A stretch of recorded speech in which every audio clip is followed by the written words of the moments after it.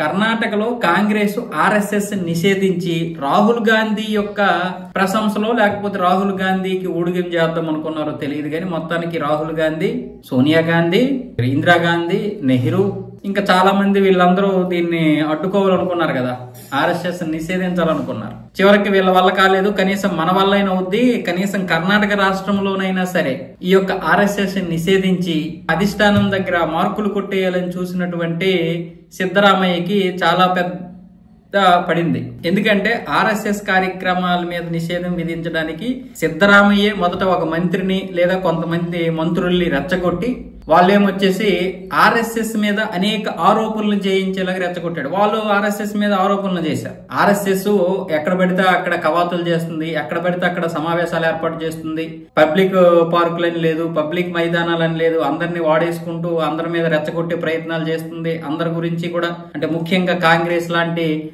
జాతీయ పార్టీ మీద విమర్శలు చేస్తుందన్న విధంగా ఒక పెద్ద విమర్శలు చేసేసి వీళ్ళకి వీళ్ళే క్యాబినెట్ ఏర్పాటు చేసుకుని ఆ క్యాబినెట్ ద్వారా ఇక నుంచి ఆర్ఎస్ఎస్ ఏ కార్యక్రమం చేయాలన్నా ముందస్తుగా ప్రభుత్వం అనుమతి తీసుకోవాలి అని ఒక నిషేధాజ్ఞలు జారీ చేసేసింది. దీని మీద ఒక హిందూ సంస్థ కర్ణాటక హైకోర్టులో పిటిషన్ దాఖలు చేశారు ఈ ప్రభుత్వ నిర్ణయానికి సవాలుగా. దాన్ని పరిశీలించినటువంటి కర్ణాటక హైకోర్టు మొత్తం ఇంతకుముందు జరిగినటువంటి పరిణామాలన్నీ చూసి ఈ యొక్క అనుమతికి స్టే ఇచ్చింది.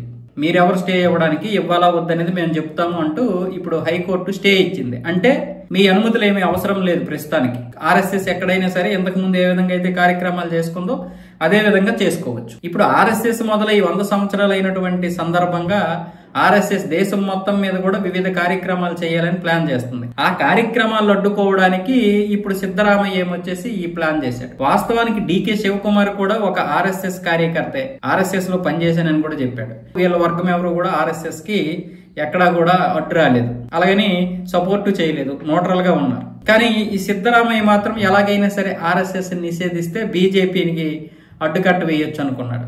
కానీ అది ఎదురు తిరిగింది ఇప్పుడు. అందుకే ఆర్ఎస్ఎస్ జోలికి రాకూడదు. అది ఇప్పటికే కాంగ్రెస్ కి అధికారాన్ని దూరం చేసి పడేసింది గత 3 దఫాలుగా. ఇలాగే ఎక్స్ట్రాలు చేస్తే పూర్తిగా ఇంకా అసలు ప్రతిపక్షం లేకుండా చేస్తుంది.